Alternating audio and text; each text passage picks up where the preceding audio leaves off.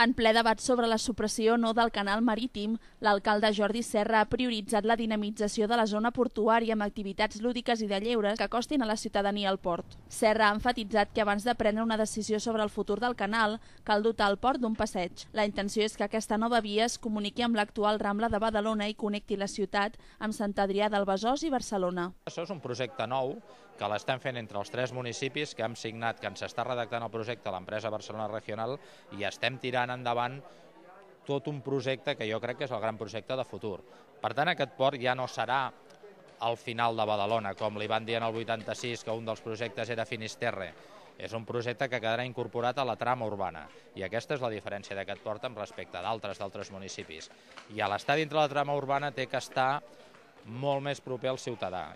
Al més vell dels desitjos al port de Badalona d'Andreu Mas, el periodista badaloní es mostra contrari a la supressió del canal, un element que, segons Mas, aporta singularitat al projecte del port badaloní.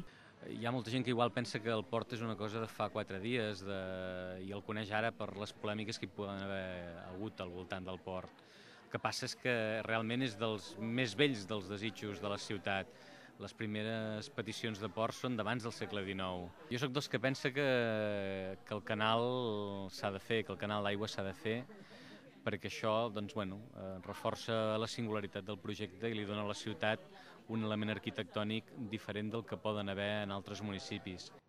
Ara per ara, el consistori vol apostar per potenciar la zona del port i atraure a la ciutadania amb diverses activitats. Justament per conèixer més a fons la història del port, l'escriptor Andreu Mas ens ofereix amb el més vell dels desitjos 192 pàgines d'assaig històric sobre l'evolució de la relació de Badalona amb el mar.